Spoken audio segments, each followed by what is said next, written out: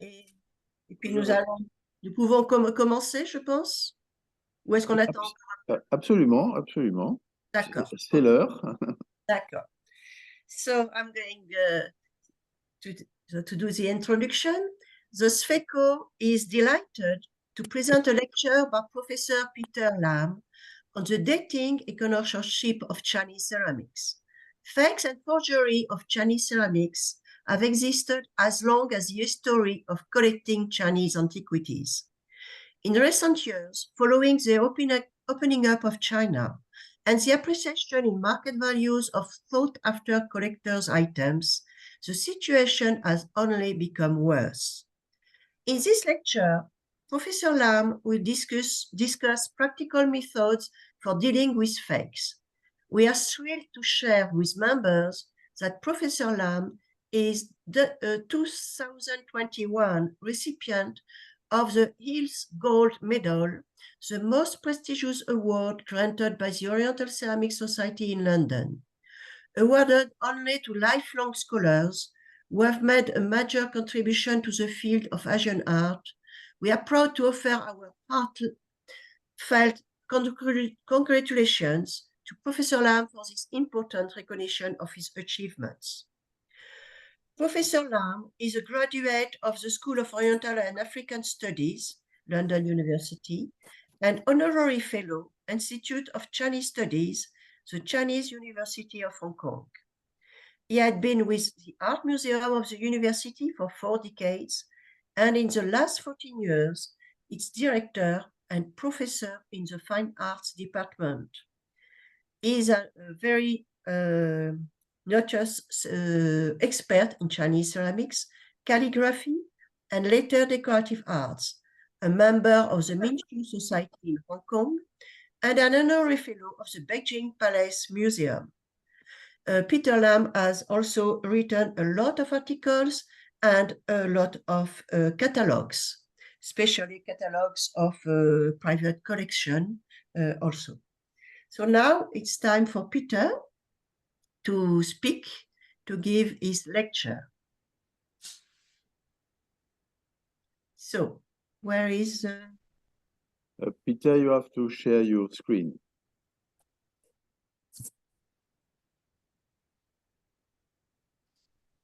Where is Peter? Voilà. Okay. Okay. Thank you, Peter. So thank you, Monique, for the beautiful introduction. I'm so honored.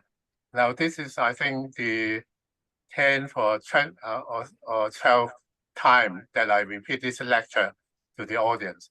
I first did this lecture about 15 years ago in Manila, and then shortly in Singapore, and then in Taiwan, and then many times in Hong Kong. But every time when I repeat my lecture, I always put in new slides and then revise the contents of my talk. And this one is no exception. This morning, I was still adding slides to my PowerPoint. So I'll fix this. This is away. And then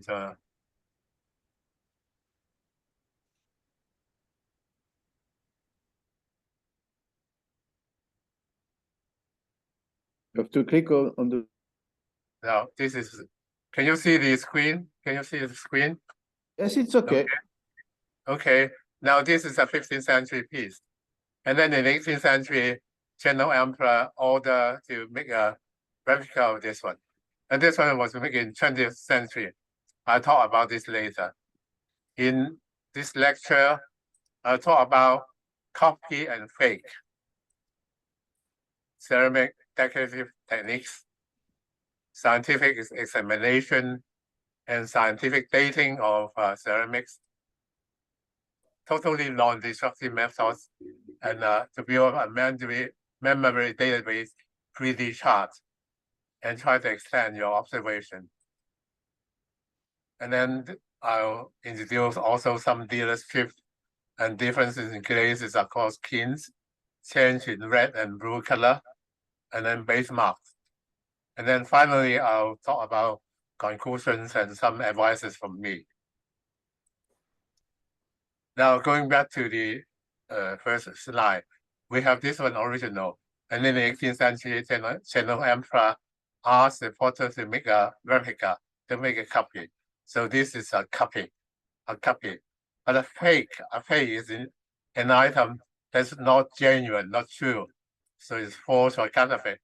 And a copy with an intention to deceive, to cheat, is a fake. So this 20th century is a fake, while this 18th century is a copy and fake. We must distinguish the two very carefully. This is from a private collection in Hong Kong, the 15th century one. Lovely painting of two phoenix in flight among rose scrolls, and then at the bottom there's a rainbow of shone rain, which is in the 18th century. A very nice piece.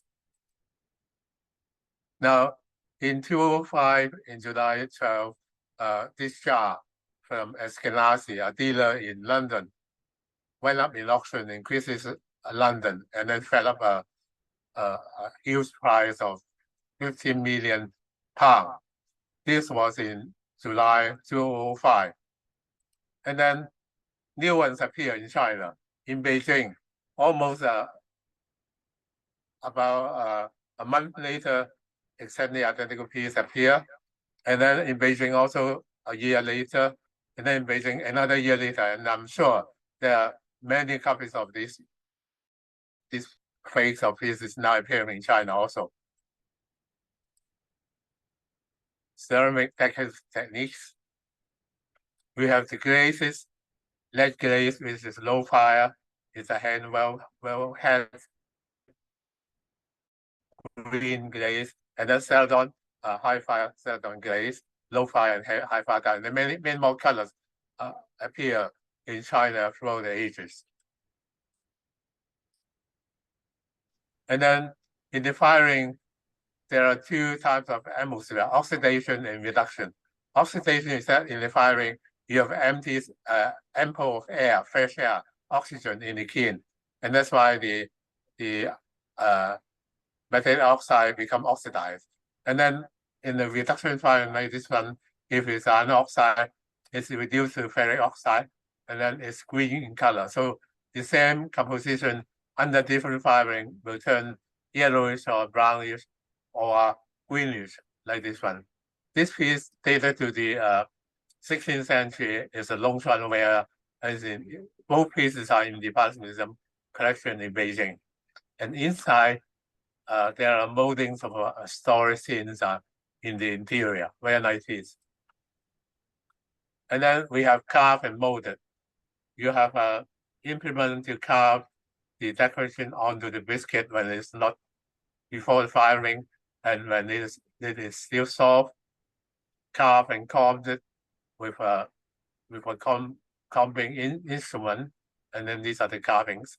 And then molded, you have a mold, and then put it onto the clay, and then you impress the design from the mold onto the pieces, carved and molded.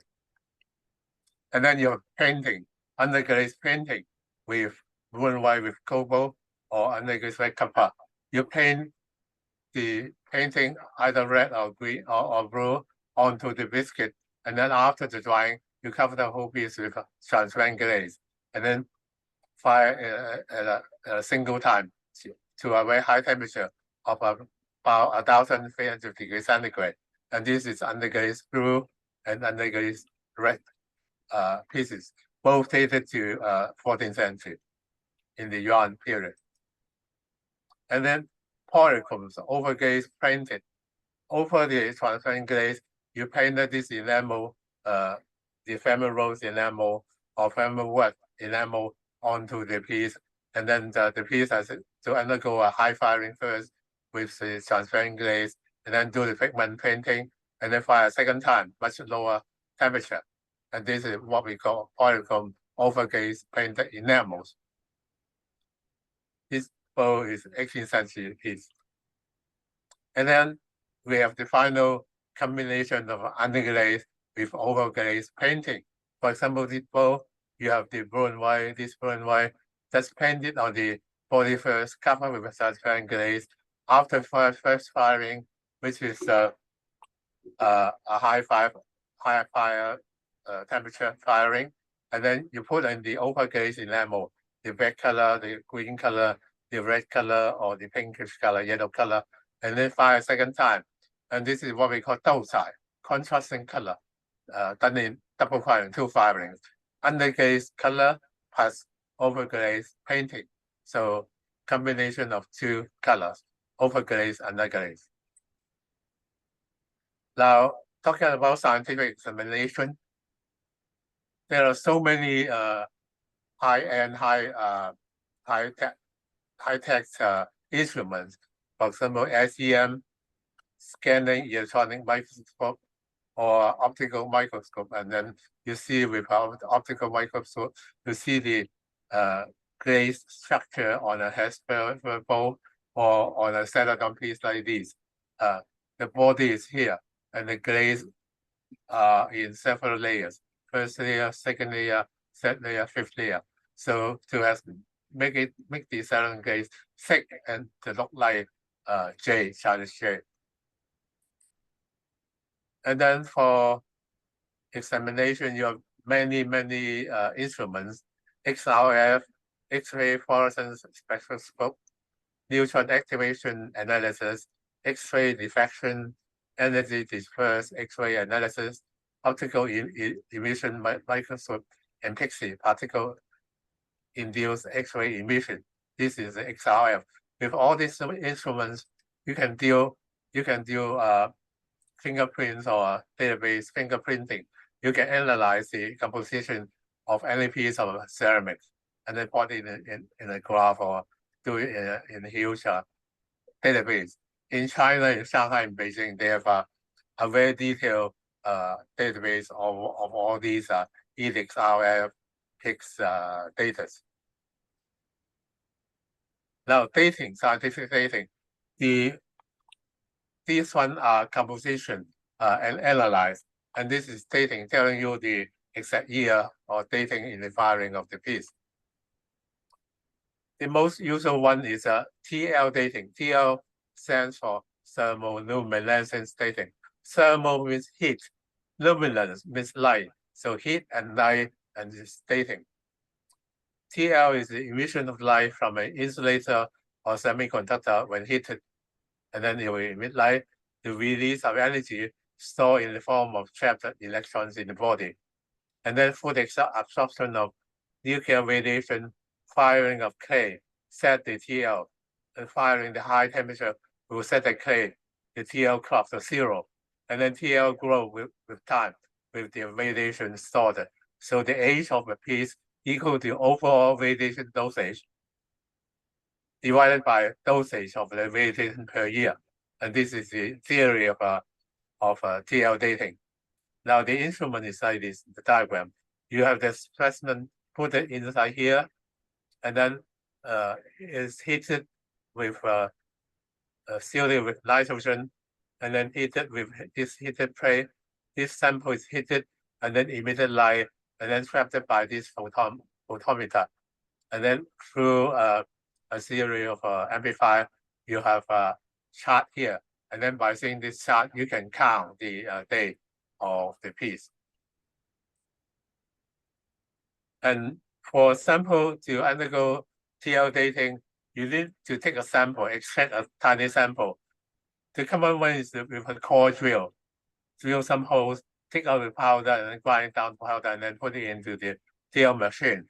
Or in the scientific, we use a diamond saw to cut a triangle or rectangular hole here, and then grind down to powder, and then use it in the TL laboratory. These are 2 types of sample extracting. So the sample extracting means that the TL dating is destructive. Some damage are done to the body, and then TL is not a non-destructive. Low sample taking completely non-destructive is the ideal procedure of dating. But there are some also visually non-destructive, but in the interior microstructure alter, for example, X-ray or whatever, it will bring damage to the piece. And micro samples means the sample less than 0.5 mm. Macro sample core drill is 3.3 millimeter. So micro sample, of course, is even better than macro sample. But the most ideal thing is non-destructive. Non-destructive is totally non-destructive, and use your eye to see the piece without bring any damage to the piece. You see the ceramics or examining ceramics is by visual examination. You examine the piece with eyeglasses or with a loupe, and then get a feel of the object, pick it up, feel its weight, whether it's heavy or light, judge the thickness, whether it's very thin or very thick, and the cross-sectional shape, how is it thinner at the top or lower, thinner at the bottom. And the degree of symmetry, sometimes in firing, it may warp, it may not be balanced. And hold it in front of a strong light, see whether the body is translucent, opaque, or transparent. And the glaze surface, whether it is smooth or a lot of dimples crawling of the glaze appear on the surface. Now, three basic features of ceramics. The first one is the type, whether it's a double-sided piece, double-sided ware, the combination of overglaze or underglaze enamels, family wood pieces, family rose pieces, enamel painted polychromes, multicolor, underglaze red, blue and white underglaze blue, monochromes one color, white glaze, or transparent glaze, celadons or earthenware. These are the type of class. And the second one is the date chronology, dating from the Neolithic period where ceramics first appear, the dynasties of the China, Xia dynasty, Shang dynasty, Zhou dynasty, Qin Han, and so forth to the Qing, the last dynasty. And then we have the Republic, and the modern 20th century and the 21st century. This is the date on the chronology. And the third component is the kitware.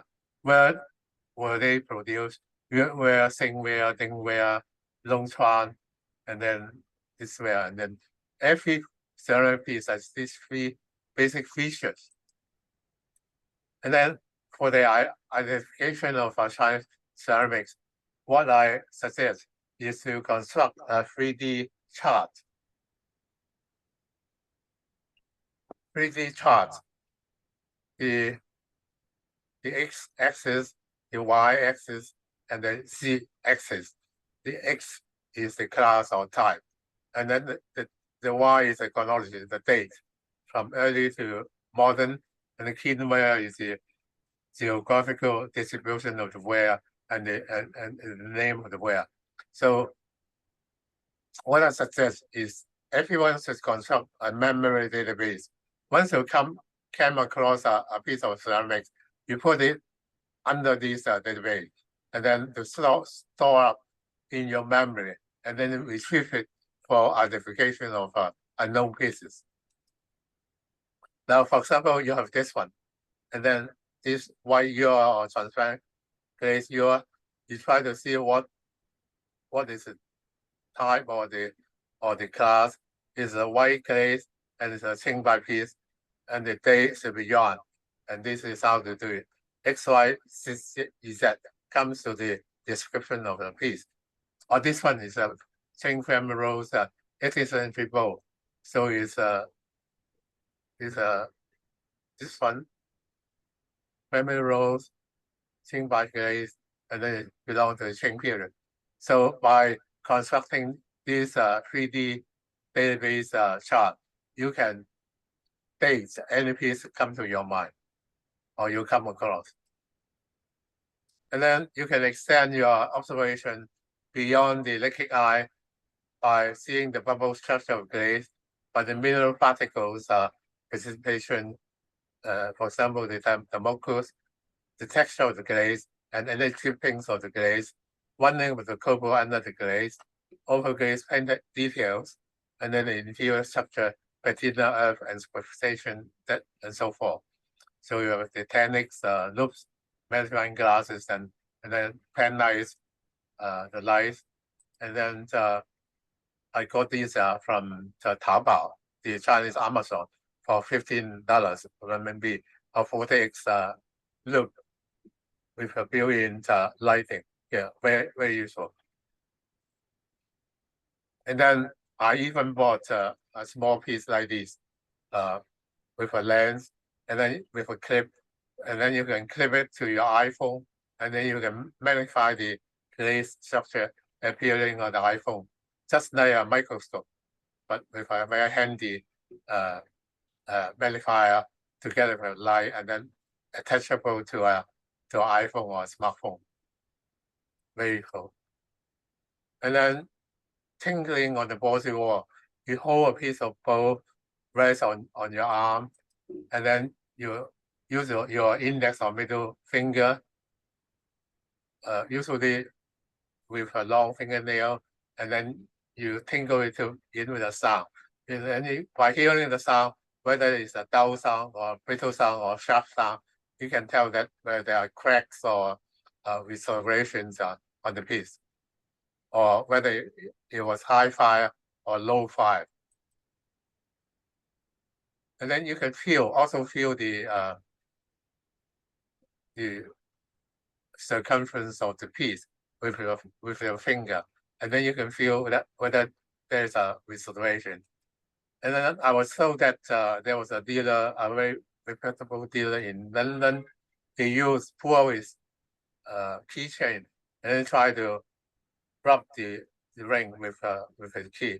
Of course, this is the easiest way to examine the restoration on the end piece, but it's very effective. The auction house people would never like this kind of feeling the restoration with a key. Now, this is a piece appearing on an auction in, I think, New York in September some years ago. It's a 15th century, mid-15th century mapping in rare white color on a blue background. And then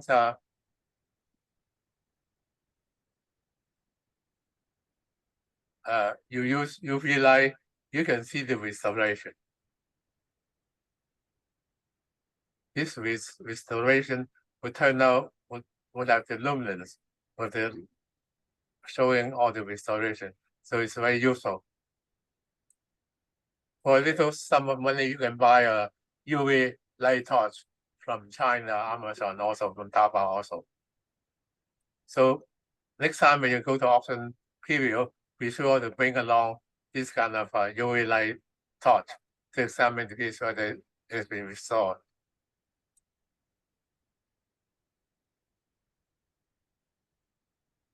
Now, some useful features or dealer's tricks or collector's tricks. You should understand firing this device. In the 3rd to 4th century, the pieces are normally separated by each other with a stacked spur mark, with a ring spur mark, and then some spur marks, and then one sits on the top of the other. When we come to the 11th, 12th century, each piece was fired in an individual stacker, and then piece resting on a disc, and then on a layer of sand, and then each one fired in its own stacker, and then a second one like this.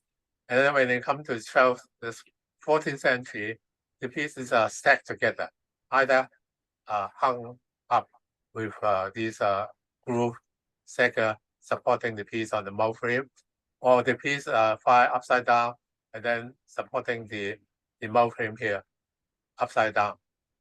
And then in the 14th century, the piece are stacking itself on the ring itself. So there will be a unglazed ring in the center of the piece. So starting from this one right down to the 14th century, you have see the evolution of stacking of supporting device in the firing. In the Han period, you have these supports. These are the supports still adhering the piece. And in 4th century, you have these spur marks. The spur marks are here, or the spur marks are rectangle, square, and then for support. And when we come to the Song or Yuan period, 12th century to 14th century, you have tiny spur marks like this. And then when we come to foot ring, the town ones are like this. These foot ring, very solid. This is the town. And a big, these foot ring, a wide foot ring. This is town also, but it's not solid here, but with a sunken base here in the center. And we come to the northern zone, you have a high foot ring, quite sharp, and then the piece was supported by a lump of clay in the center, instead of having the foot ring sitting on the stagger. When we come to the zone, northern zone and southern zone, you have a wider foot ring, and the piece was sitting on the foot ring in the firing, and inside the stagger. And this angular cut foot ring belong to the Yuan period, and very often you have a nipple here in the center. And then when we come in the Yuan or southern zone, the pieces were fire upside down on mouth frame.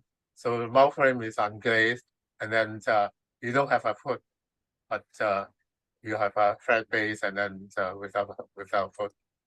And that's southern zone to Yuan firing upside down on the mouth frame. Now the supporting spurs, you can see it very clearly. For example, in this very rare room of the 12th century in the collection of Art Museum of the Chinese University of Hong Kong. It's a broken piece because we can't afford to buy a complete piece.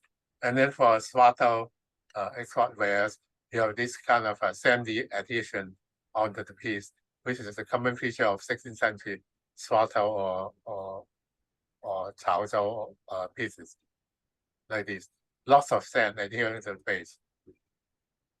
And then sometimes in looking closely on the foot ring, you can see the fingernails of potter's fingernail along the foot ring, for this one, and also this one. The potter is holding the foot ring in glazing the piece, and that's why leaving the fingernail mark here and there along the mock rim.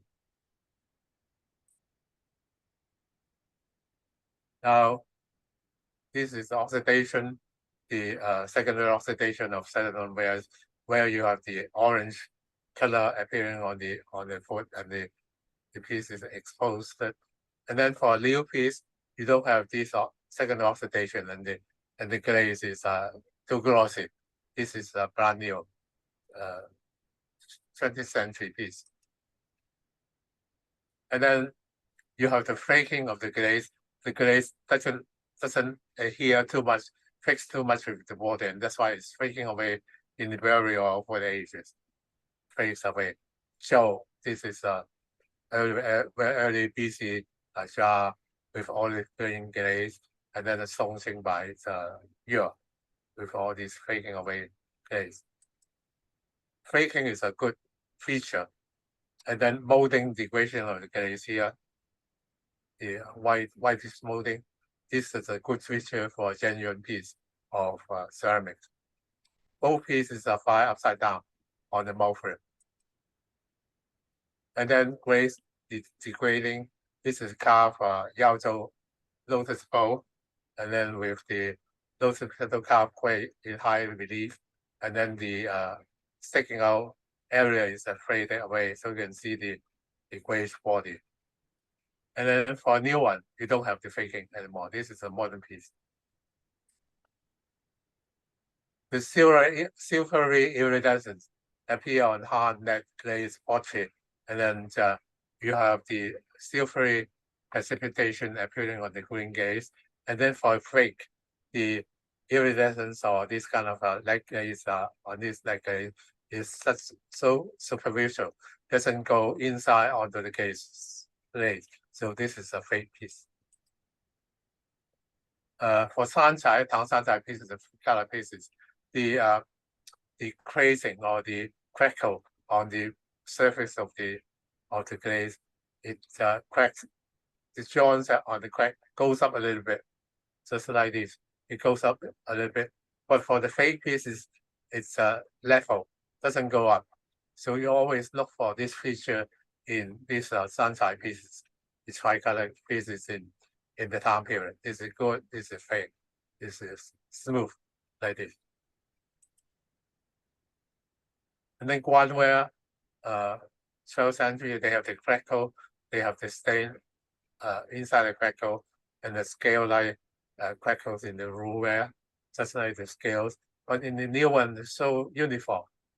After firing, the potter just put the piece into ink or kind of a heavy dark pigment to stain the crackle into very uniform cracks. Not like this one.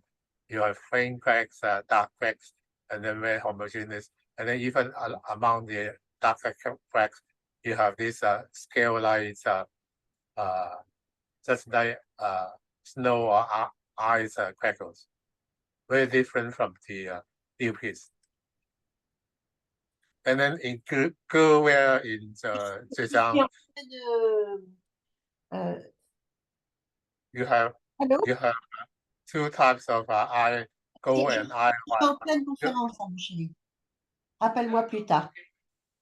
Sorry. Go ahead.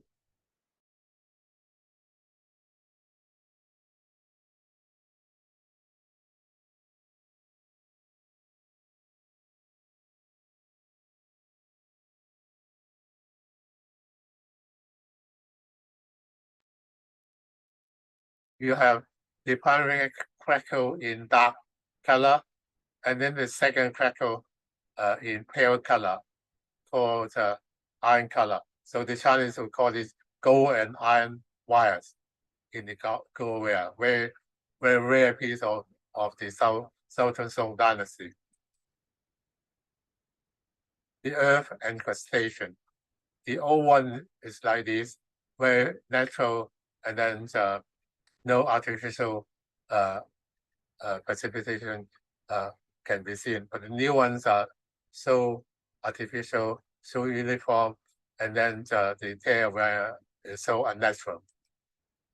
Another good feature is that in burial pieces, for example, the Han and 3rd century BCE pieces, you have the fungi growing in the burial, just like the dealers in Hong Kong or in China will call these tree roots, just like branches of tree roots growing over the inside of the surface of the piece.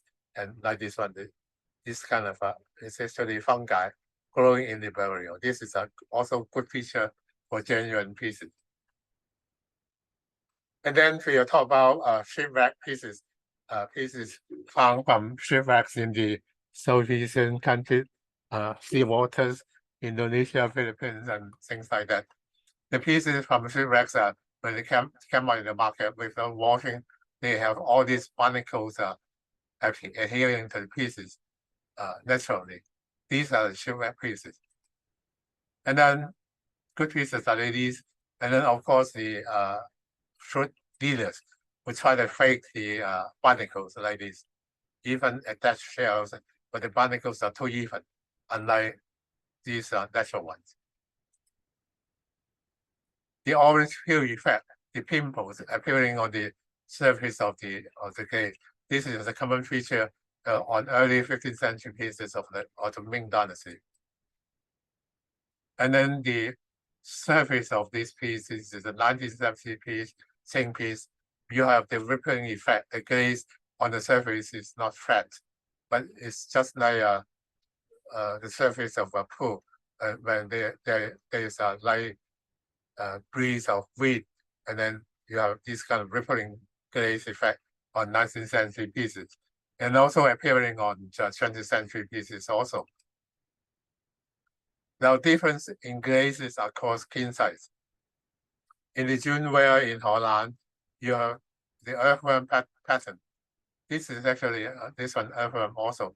This is actually in the cooling of the glaze, cracks appear on the glaze surface, and then in the firing, the cracks also stay there, and that's why you have this earthworm pattern on chinoises of the 12th century, 13th century to the 14th century. And then for the Longchuan pieces, the Longchuan celadons, the body is very thick, and the glaze are applied in different layers, 1 layer, 2nd layer, 3rd layer, in multiple layers. And then, so basically fire the ball first, and then apply the glaze 1 time, 2nd time, fire 2nd times, and then so the glaze is very thick to almost opaque, and it looks like the Chinese jade, the feeling of the jade. And for the Hangzhou Guan pieces, it's very exaggerated. This is the body of piece, very thin, paper thin.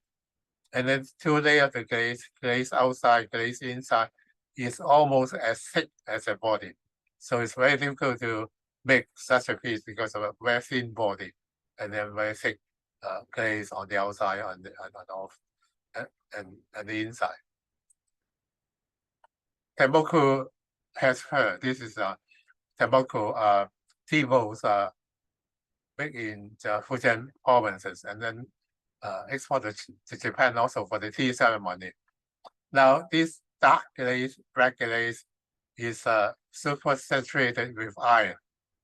And then in the firing, the iron would be turned up purple, and then purple will burst out, and then the iron crystal will appear on the surface and then runs down, and then forming this kind of hemisphere effect on the surface. A second type is the oil spot. This is similar to the hemisphere, except that when the glaze is boiled and then attain the highest temperature, it forms bubbles, and the bubbles with the bursting, with the running down, the bubble cools down as it is, and that's why lots of bubble appearing on the surface under a dark brown, a dark black background, and this is so-called the oil spot effect on these generations of T-bows. Now changes in the red pigment. Chemists in Shanghai found out this phenomenon. In the 18th century, the red glaze, the bubble structure is the red, and then with some pigment around here, and then some halo there. But in the 15th century, halos are surrounding the bubbles. This bubble without halo, there's no halo, no red halo, but red halos are all surrounding the 15th century pieces. This can distinguish 15th century red wares and 18th century red wares very easily. For example, there is this Swander 15th century bowl in private collector in Hong Kong, a very good friend of mine. And then he did a microstructure image of the glaze surface, tiny dots here, and then another microstructure. You see that the bubble here, and then the red halos are surrounding the bubbles. So this is a genuine piece of a Swander 15th century reddish.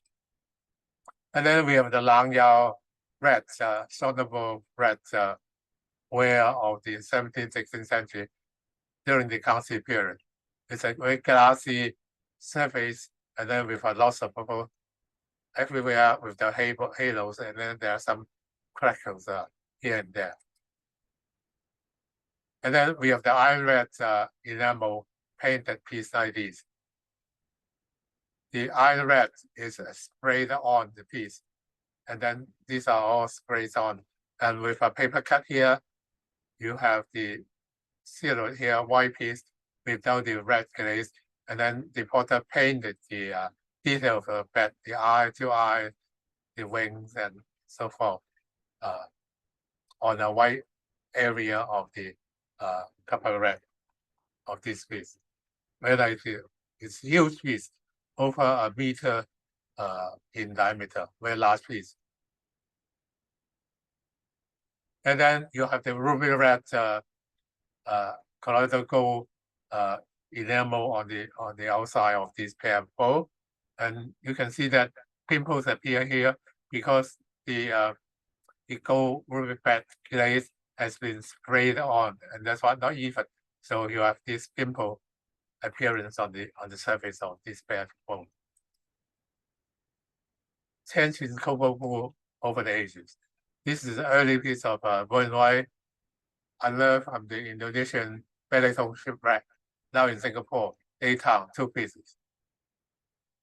Dark iron and brackish dots that appear on the surface. This is a typical Daytown period. And then in the 14th century, you have the heap and pile effect. It's a detail of this one. Just like dots here, and then just like the blue dots goes up to the surface. And this is what the dealers call heap and pile effect, piles up of the blue pigment. And early 15th century, you still have the heap and pile effect, but not so prominent. And then in late 15th century, you have the wash, gradated wash of the blue pigment. No more heap and pile effect anymore. This is Changhua, late 15th century. And then when we come to the Kangxi Yongjing period in the early 18th century, very gradated blue tonal washes appear on the surface, and then the details are painted in very fine outlines, and then added wash here and there. The inside of bowl here, crescent moon, the prune blossom, and then magpie, and then the rocks are painted in different tones of the blue, very pale and then darker blue, and even the plum blossom, the background is shaded with a very thin and light wash of the blue copal blue. So this kind of gradated wash appear only in the 18th century. Gradated wash, blue tones of various grades, dark tone, medium tone to light tone. And then in the 18th century, when we come to Channel Rain, because of the complete master of the running of the blue glaze, no more heap and pile effect appear, and then the blue tone are very fine, and that's why almost at first there won't be any heap and pile effect. But the Channel Emperor tried to imitate the 15th century heap and pile effect like this. He asked the potter to use fine brush to put dotting on the blue and white painting. These are not the natural heap and pile effect, but they're painted on all over the surface to imitate the 15th century. And we have the wucai, the overgaze polychrome in the late 17th century. This is a large jar in polychrome, and then also around this period, wucai appear together with undergaze group. It's 100 children in play in the garden scene together with the blue and white design. Very nicely done. Belong to the first reign of the Qing dynasty, the Shunzhi reign. A detail. All the outlines of the babies are done in iron red, and colored with overgaze enamel. And then in the Kangxi reign in the late 17th century, the blue color on this piece is the overgaze blue, not the undergaze blue. So it was painted together with these femoral or femoral enamel, and fired together with the femorals, and because it's overgaze blue, very different from the copal undergaze blue of the Yuan and Ming period. Another feature of the 17th and 18th century for these overgaze enamels is that the iridescence appear along the outside of the enamels, especially purple and green. This one, the halos, the iridescence appear here, and also here, the halos here. And this is a very good feature to identify true 17th, 18th century pieces of overgaze enamels of femoral or femoral work pieces.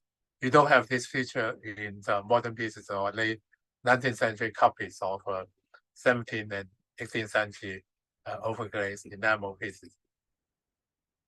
Base mark. The earliest base mark is this by the Yongle Emperor, the early part of the early decades of the 15th century.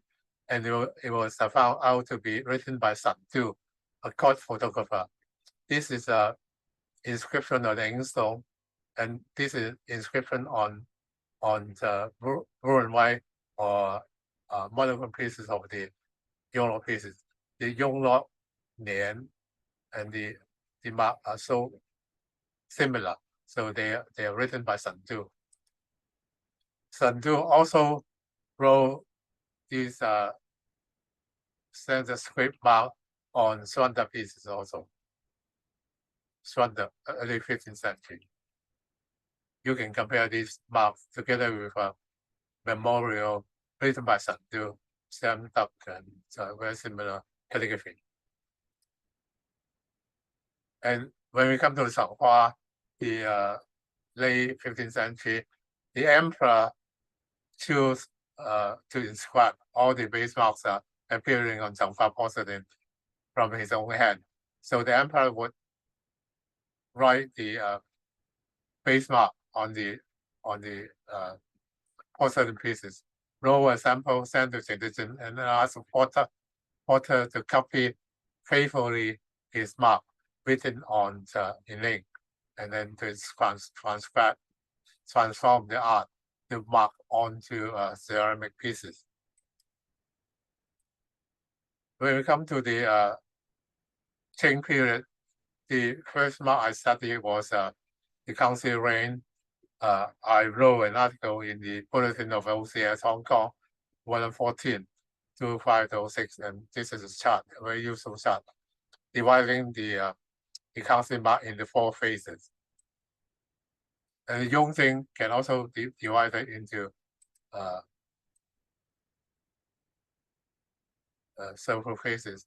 The early one similar to the late Council one, and the late one similar to the early channel one. The channel marks are very complicated. Very early, middle, early to middle, and very late.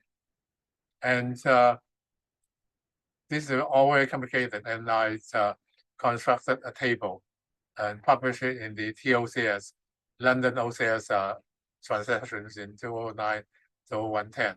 I tabulated all the different time marks according to the dates, and then some of them appear quite long.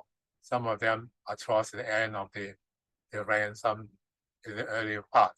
So this is how I analyze the different reign marks appearing in Shandong porcelain. Now, finally, conclusion and my advice. Do construct your own memory database, the X, Y, Z axis, the dates, the time, and the keyword, and then try to fit in and handle as many pieces as possible to build up your own memory database. And then my advice, do and don't. Do examine and handle more real objects as sort of quizzes, auctions, dealer shops, hunting with reliable guides. In dealer shops, it can be very, should be very careful. You should go there with good advisors or try to go to dealer shops which are reliable. And do read more reliable books, especially illustrated ones, and compare the pieces you come across. Build your memory database. And then do, after reading and handling, think and compare. And then do apply what you know into practice. See whether it's true with actual piece and construct your own memory database chart. This is my do's. And do seek second opinion from peers. Go to see your friends or your collector's friends and seek their opinion. Now, don't, not to do. Don't believe in dealers wholeheartedly, because dealers are always shrewd and they want to gain some money. so they may not be reliable. So don't believe them wholeheartedly. And then don't depend on a single dealer. This is very dangerous. The dealer can be your freedom and advisor, but as long as it's faithful and reliable, it's okay. But never trust it. They always seek second opinion. Don't be overconfident. Always listen to unwelcoming messages. You show your pieces to peers or to friends, and if they said this is a fake, don't be offended, and then try to be more modest and then listen to unwelcoming messages.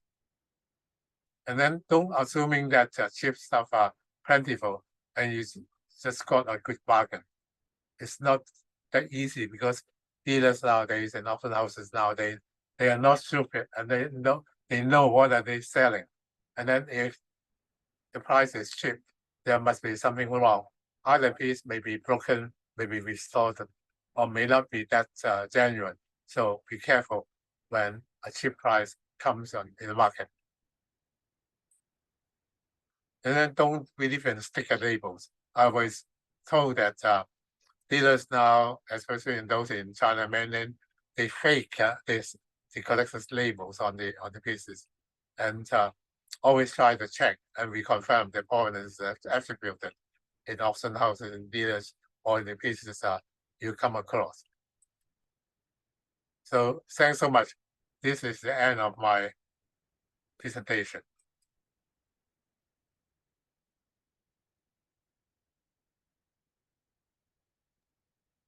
Thank you so much, Peter, for sharing with us the results of all your researches during all the years you worked in Hong Kong.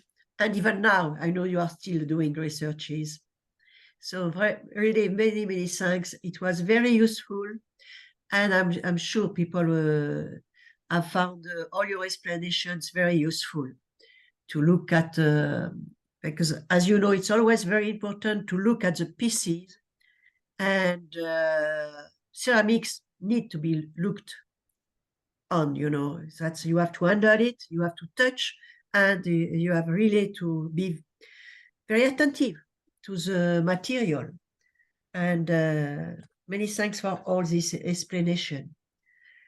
And I'm very sorry that I don't speak French, so I hope you understand my English, and I welcome questions. Yeah, but I think everybody understood your English. You have a very better English than mine. And with my French accent, it's not always easy. Okay, so is there any questions? You can, if you want, you can write on discussions. In waiting, I just wanted to say that Peter is right when he says that don't buy only with one dealer. I will say that because that's the experience I have when I was working in the Bauer Museum. The Bauer Museum has a wonderful collection, but yes, absolutely amazing collection, which was made mainly with a Japanese dealer who was very good.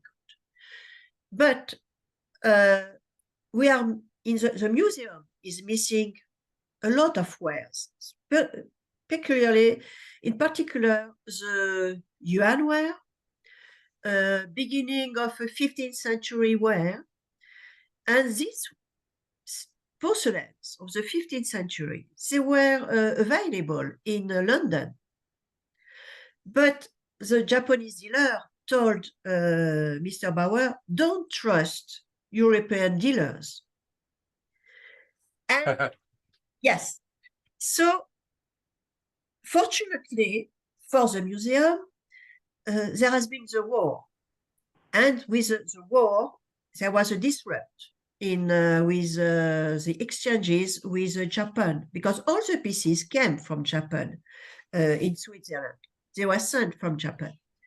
And at that time, Mr. Bauer was getting old, and he he was on a hurry to have more pieces, and he went to London to find the pieces. And that's why we have some early blue and white pieces. Not a lot, but because he bought them in London with other dealers.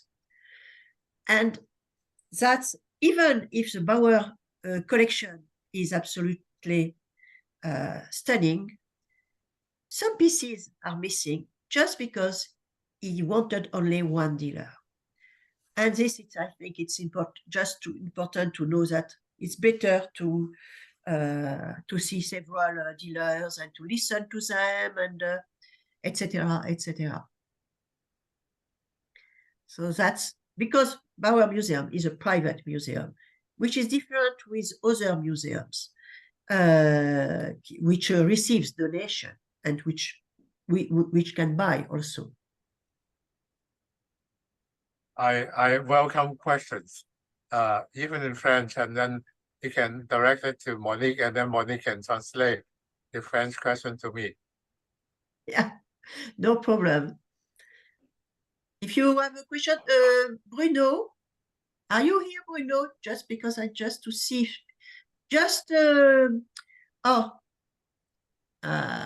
Bruno, if you can take the micro off everybody, because they can't speak. If you can turn your sound on, if you have questions. I think Bruno went away, and can I take the sound off? Puis-je prendre la parole, s'il vous plaît? Je vous en prie, avec plaisir. Sur la gauche de mon écran en bas, il y a un petit micro qui est barré, mais si on clique dessus, on a la parole. Voilà, c'est ça. Donc, pour vous dire simplement que j'ai trouvé cet exposé remarquable, mes connaissances en anglais sont moins bonnes que les vôtres, et il y a un certain nombre de choses que je n'ai pas pu saisir. Est-ce qu'il y a possibilité de pouvoir réécouter cet exposé ou de pouvoir l'avoir par écrit pour que je puisse relier ce que j'ai compris et ce que je n'ai pas compris? Alors, je vais répondre tout d'abord. La conférence est enregistrée et sera mise sur notre site. Donc, si vous êtes membre de la SFECO, vous le retrouverez sur le site. Alors maintenant, je vais poser la question à Peter. Pascal said that your conference was wonderful, but sometimes as her English is not as good as maybe mine, she did not understand everything, and she asked if she can listen again to this conference, or if this conference can be put on paper. So I told her that the conference will be on our site, on the SFECO site, because it has been registered. And for the paper version, what do you say, Peter? I have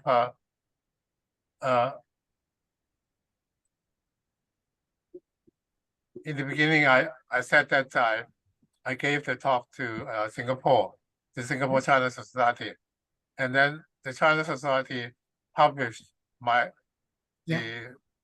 lecture, which was done 10 years ago in their bulletin.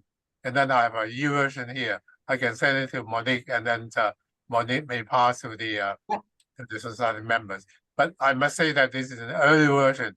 The later version with all the added details are not included in that write-up.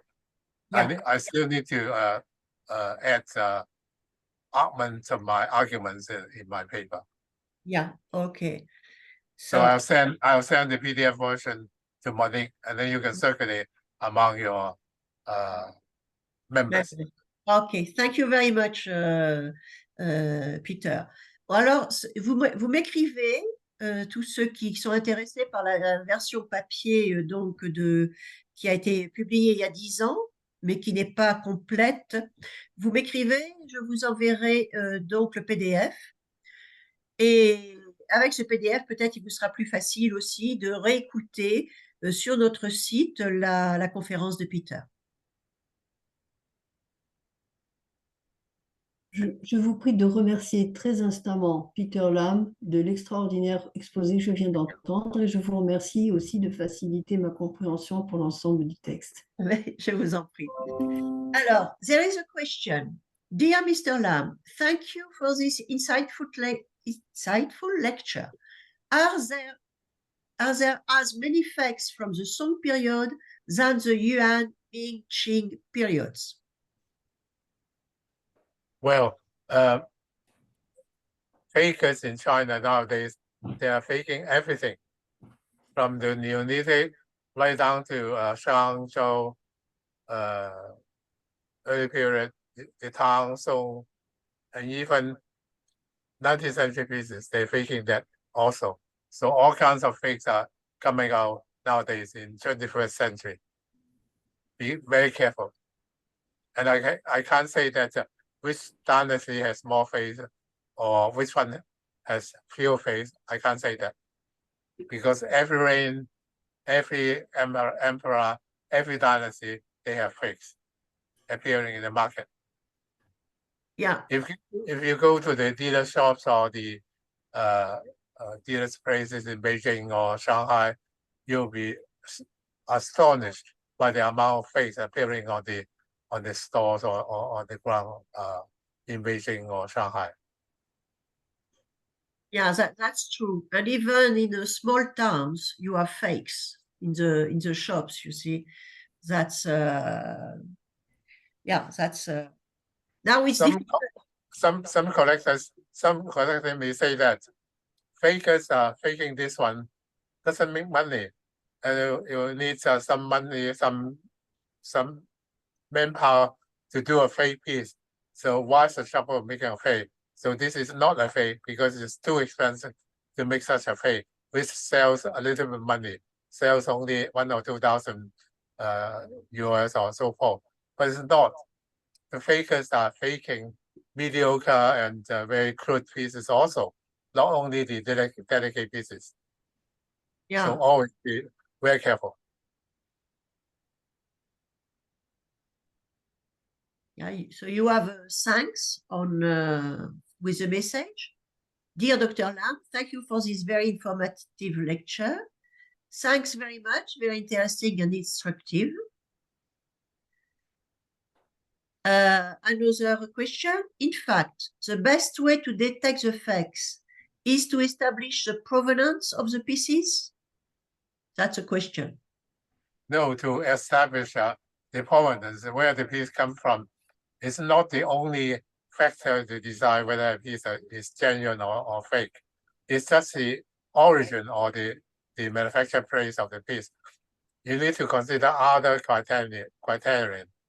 That is grazing, the technical features, and also the tear and wear to decide whether a piece is a fake or not a piece. Only the provenance is not only feature, or it's not enough. Yeah, because some provenance sometimes are fake too. Yeah, it's tricky. Yeah.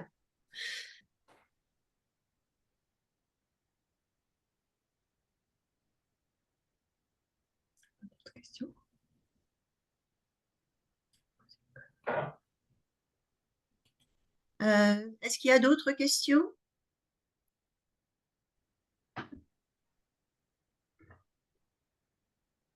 Ah. Another one.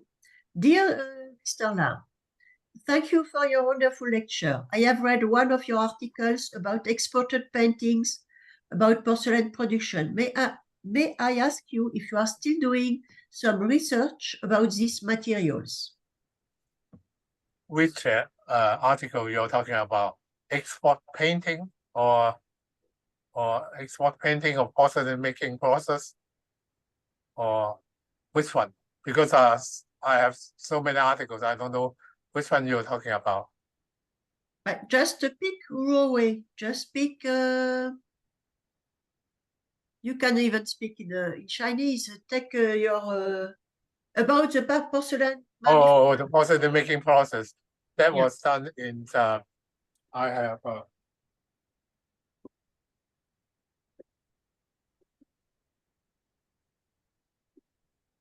This one. We don't see. We don't This see. one.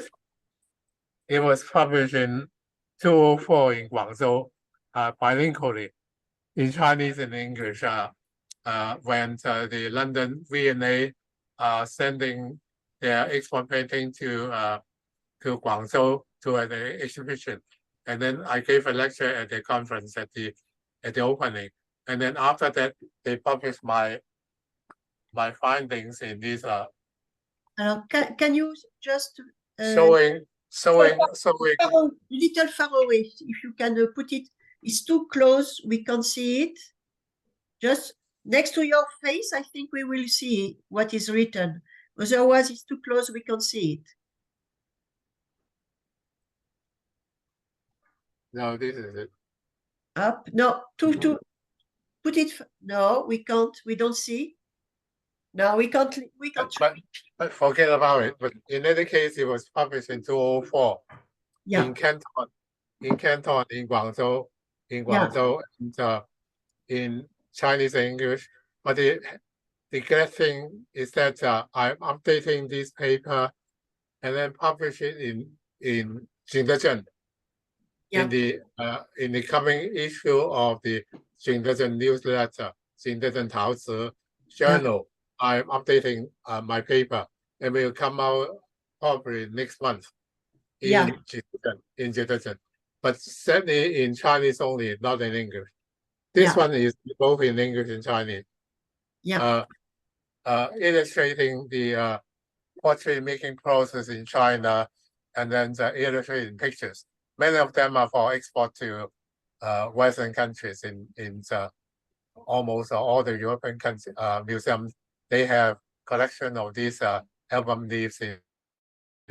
And then I have many examples of these pictures in my essay, and I'm updating it in this paper in Jingdezhen forthcoming next month. I'll let you know if you send me your email or your contact number. I'll send you the details. Thanks so much. Is this a dough? Is it this a dough? Yeah. Okay. Or if you can send me the details, and you send me. I'll send the detail. I'll send the detail of this book to Monique.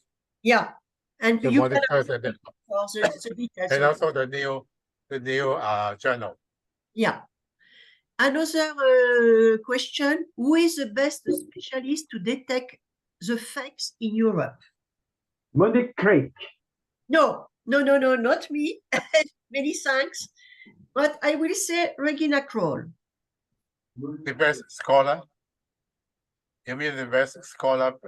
Best scholar in Chinese ceramics with good eyes. Yeah. Well, I'm sure Regina is one of the top. Yeah. And before it was John Nares. Yeah, exactly. John Nares trained Regina, and then also Regina also trained in Sotheby's by the good old, what's that? The old man. Julian Thompson. Yes, Julian Thompson. Yes. Yeah. Julian. Yeah. In England, you have Julian Thompson. There is also Merchant. The father. Merchant was good. But Merchant is more focused on Qing pieces. Yes, exactly. Yes, he's more on Qing pieces. Regina Kroll is good for all the centuries, I will say. Yes. For me, she's very good. Other questions?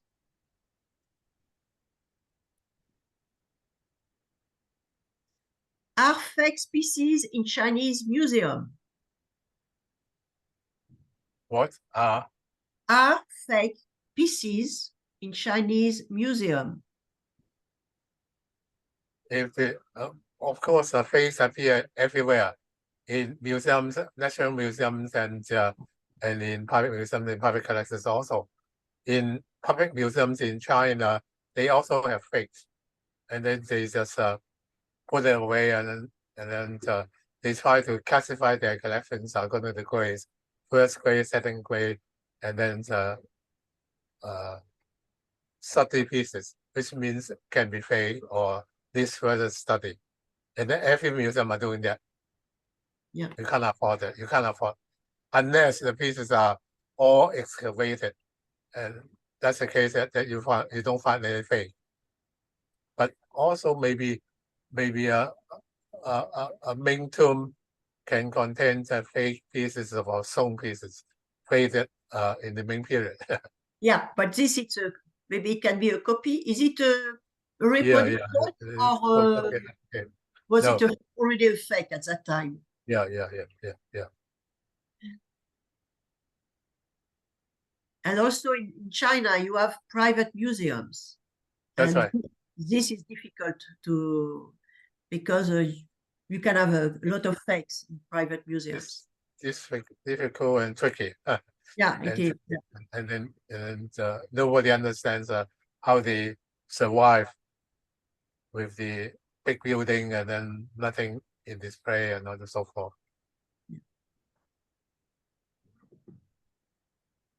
Okay, no questions. Then I thank you again. I thank you so much. I hope I'll come again to Paris to do a face-to-face lecture to the society members rather than on Zoom. I never like the Zoom format in doing lectures. Yeah. It's so unreal. It is, yes, that's true. But I think it's a good way to be able to have good scholars giving us lectures, even if they are far away, you know. That's right. This is an improvement, I think, for societies like ours. It's an improvement, so we can, go everywhere in the world and find scholars, good scholars. And it's not the same as if we were all together, but it's still very good and very important to share knowledge. Yes, I agree. So thank you again. Thank you. Thank you, Bonnie. Yeah. Thank you, Peter. And I see you in June. Yes, I'll see you then. I'll see you. Yeah. Okay. Hope to see everybody next year in Paris. Yeah. Bye-bye. I'm leaving now. Bye-bye. Yeah. Bye-bye. Bye-bye, everybody.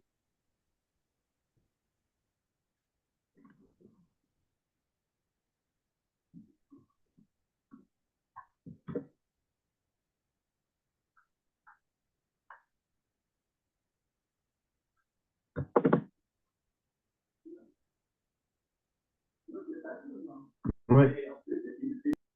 Hop. Hello.